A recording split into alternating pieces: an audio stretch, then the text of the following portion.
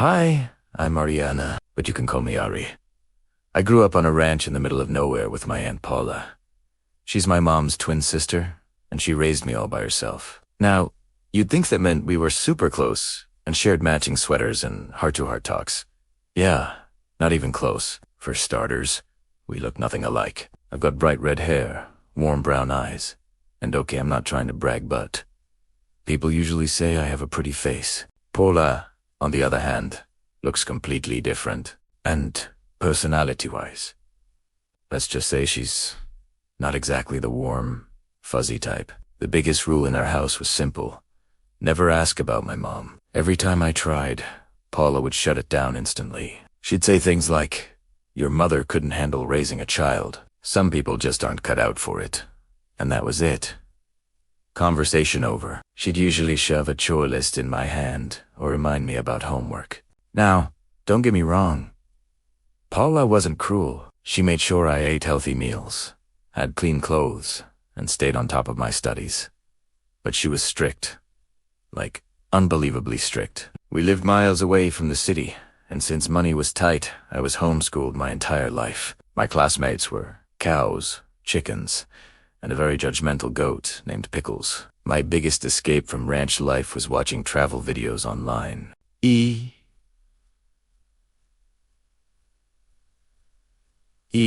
Sit there imagining myself walking through colorful markets in Paris or riding trains through snowy mountains. Traveling the world was my biggest dream, but in reality, my biggest monthly adventure was going to the city for groceries. Those grocery trips were everything to me. The bright lights, busy streets, and loud music felt like stepping into another universe. And one day, during one of those trips, I saw a huge poster about a carnival coming to town. It looked magical: lights, rides, music, games, the whole deal. I begged Paula to let me go. She didn't even think about it before saying no. So, I did something I had never done before. I snuck out. I know. Rebellari. Honestly, I was shaking the entire time, but the second I stepped into that carnival, it felt like stepping into a dream. Everything sparkled. People were laughing, music was playing, and the air smelled like cotton candy and popcorn. For the first time in my life, I felt completely free, and that's when I met him. He was cute, funny, and surprisingly easy to talk to. We joked about the rigged carnival games, shared fries, and laughed like we'd known each other forever. For those few hours, I forgot about ranch chores, strict rules, and lonely nights. I just felt normal. Until Paula showed up. Let's just say she was not impressed. She dragged me home faster than I thought humanly possible and grounded me for what felt like eternity. That night, I cried into my pillow, wishing I knew my real parents, wishing someone out there understood me. The next morning, everything changed. I was in the stables feeding the horses when a sleek, fancy car pulled into our driveway. I figured it was someone who got lost, but then the door opened, and this elegant woman stepped out. She looked like she had walked straight out of a fashion magazine. Before I could even react, she ran toward me and hugged me tightly, like she'd been waiting her whole life for that moment. "Ariana, I finally found you," she said, her voice shaking. I awkwardly patted her shoulder and said, "I'm sorry. Who are you?" She pulled back, tears in her eyes, and whispered, "I'm your mother." I swear, my brain stopped working. She showed me documents, photographs, and even my birth certificate. Everything pointed to her being Serena, my mom. The woman I had spent my entire life wondering about was suddenly standing right in front of me. Before I could process it all, Paula's truck screeched into the driveway. The second she saw Serena, she lost it. They started arguing, throwing accusations and secrets at each other. Words like betrayal, lies, and jealousy filled the air, and I stood there, completely confused and overwhelmed. All my life, I had wanted answers, and now they were right in front of me. Messy, complicated, and impossible to ignore. So I made the hardest decision of my life. I left the ranch and went with Serena. She took me to California, and when I saw her mansion, I nearly fainted. My bedroom alone was bigger than our entire ranch house. The bed felt like sleeping on a cloud, and there were servants offering me fancy breakfasts, spa treatments, and clothes that looked way too expensive for someone who used to chase chickens for exercise. For the first time, someone listened to my dreams. Serena promised she'd help me travel the world one day. I finally felt seen, like I belonged somewhere. To celebrate my arrival, she threw a massive welcome party. I was super nervous, so I snuck outside into the garden for some air. That's when I met Leo, a waiter who was secretly sneaking food because he was exhausted from juggling school and work. He was hilarious, kind, and completely unfiltered. We joked about everything, from terrible party shrimp to my awkward life story. Somehow, talking to him felt easy, natural, like breathing. Soon, he became my first real friend in the city. The next week I started school for the first time ever at 17. I was terrified. Leo tried to calm me down, even though he had his own busy life. At school, I also met Lucas, the super popular football star who instantly welcomed me into his social circle. Everyone seemed to love him, including my mom, who oddly kept hinting that Lucas and I would make a perfect couple. But, honestly, the more time I spent with Leo, the more I felt something different growing inside me. Around him, I could be goofy, awkward, and completely myself. Then one evening, everything shifted. My mom warned me to stay away from Leo. She said he didn't fit into our lifestyle anymore. I thought she was just being dramatic, until Leo showed up wearing the most ridiculous hot dog costume just to avoid being recognized near our house. That's when he told me something that made my stomach drop. My mom had fired his family and threatened them just to keep him away from me. I didn't want to believe it. I kept telling myself there had to be some mistake. But later that night,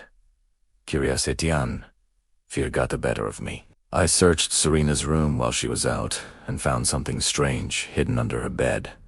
Fake IDs, passports, and an old, mysterious key. I had no idea what it unlocked, but something told me it was important. That night, while the entire mansion slept, I crept downstairs into the basement. My heart pounded as I found a locked wooden door. My hands trembled as I slid the key into the lock. Click! The door slowly opened. Inside, the room was dimly lit and freezing cold. Machines hummed softly as I stepped forward. And then I saw him, a man lying on a hospital bed, surrounded by wires and monitors. Confused and terrified, I stepped closer to see his face, and suddenly, a hand clamped over my mouth from behind. Everything went black. Imagine a world that feels just right. A world where your parents adore you, your friends are loyal, and every day is a sun-drenched memory in the making. This was Ilara's world. At 17, she lived in a small, idyllic town called Serenity Falls. A place so perfect, it felt like it was plucked from a storybook. Her life was a meticulously painted canvas of happiness, with her loving parents, a charming boyfriend named Leo, and a future that seemed as bright and predictable as the town's morning sun. But sometimes, the most beautiful paintings hide the deepest secrets. For Ilara, the first crack in her perfect world appeared on her 17th birthday. It wasn't a dramatic explosion, but a subtle, unsettling flicker in the matrix of her reality. She was looking through old family photos, a tradition her mother checked. As she flipped through the albums, she noticed something odd. In every picture of her as a baby, a tiny, almost invisible silver bracelet was clasped around her wrist. It wasn't just a piece of jewelry. It felt significant. When she asked her mother about it, her mom's smile faltered for just a fraction of a second. She dismissed it as a simple baby gift, her voice a little too bright, a little too quick. But Ilara saw the lie in her eyes, a fleeting shadow that sent a shiver down her spine. This tiny inconsistency began to unravel everything. Ilara started noticing other strange things. The town's perimeter was guarded by high, almost invisible fences that everyone simply ignored. No one ever talked about the world outside Serenity Falls. It was as if it didn't exist. When she brought it up with her friends, they'd laugh it off, changing the subject with practiced ease. Even Leo, her confidant, would steer their conversations back to familiar, safe topics. It was like they were all reading from the same script, a script she was suddenly realizing she didn't have a copy of. Her suspicion grew into an obsession. Late one night, driven by a gnawing feeling that she was living in a cage, Ilara decided to find her own answers. She snuck into her father's home office, a place that was always kept locked. After a tense few minutes of fiddling with the lock, she was in. The room was sterile, impersonal, except for a locked filing cabinet. Her heart pounded as she pried it open. Inside, she didn't find old tax records or sentimental letters. She found a single, thick file with her name on it. With trembling hands, she opened Italiano. The documents inside shattered her world into a million pieces. Medical charts, psychological evaluations, progress reports. It read like a lab experiment, not a life. The truth was a physical blow. Her entire life, every hug, every laugh, every tear, had been a lie. A performance for an unseen audience. She wasn't Ilara. She was subject to E7. Rage, betrayal, and a profound sense of loss washed over her. But beneath the tidal wave of emotion, a new feeling began to surface. A fierce, unyielding determination. They had taken her life, but they couldn't take her will. She wasn't just a subject. She was a person, and she would fight for her freedom. Ilara knew she couldn't do it alone. The only person she could even remotely trust was Leo. The next day, she confronted him. Not with accusations, but with the file. She watched his face as he saw the truth laid bare. The cheerful, easygoing mask he always wore crumbled, revealing a young man trapped in his own kind of prison. He confessed everything. He was an orphan, recruited for the project as a child. He had grown to genuinely care for her, torn between his duty and his feelings. Seeing the pain and resolve in Ilara's eyes, he made a choice. He would help her escape.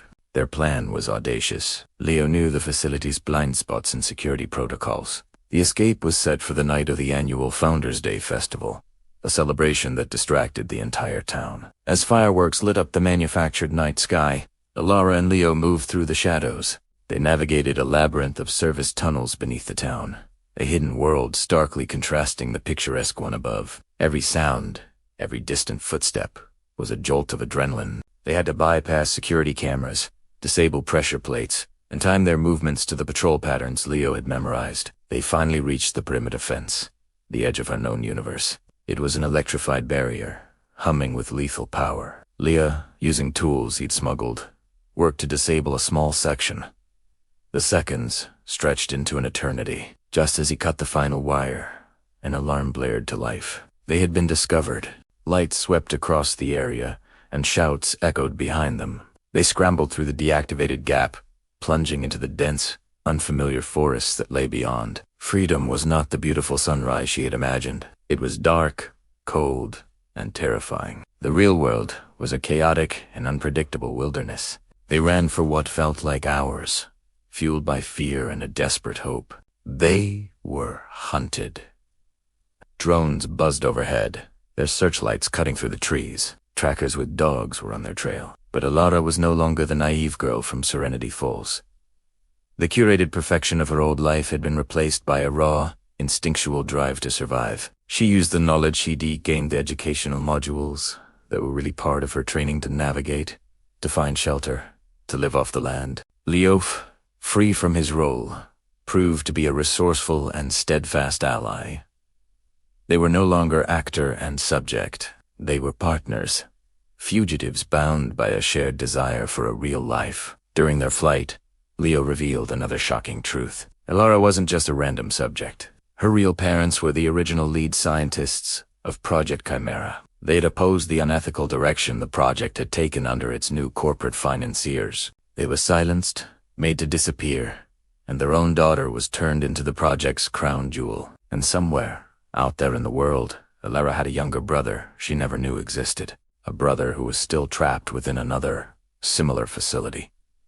This revelation changed everything. Her fight was no longer just for her own freedom. It was for her family. It was for justice.